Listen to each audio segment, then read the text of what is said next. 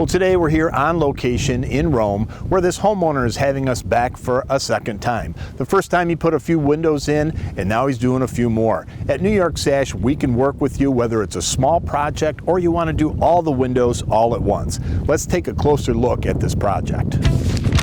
We're putting in a couple replacement windows here in Rome, New York this morning. First thing when we arrive onto the job site, we usually get things set up.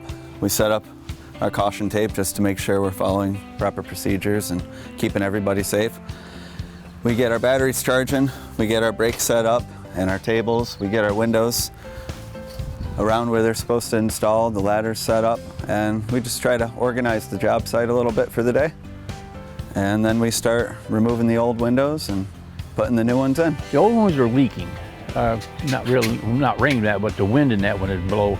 In the winter and the storms and that, you can feel the cold air just coming in around them. So Ryan's currently wrapping a replacement window. He's currently doing the sill of a window that was already replaced once. The buck frame is relative to the house. It's probably around the 1940s or 50s. And he's wrapping it with a PVC coated aluminum coil, so it'll be waterproof for the rest of the life's home to come. We just finished up installing this window. We just have a couple things left to do. We've got to use a paintable silicone to seal it to the existing trim. After it's screwed off and installed properly, we peel all the stickers off, and then we clean all of the glass. That's it. So today we're doing a window job. Monday and Tuesday this week I did a bathroom remodel.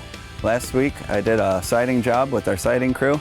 And the nice thing about working with New York Sash is I can kind of flip around to help out all the guys on whatever project the company is doing. We're very diverse carpenters here. Quality work, no problems, no mess.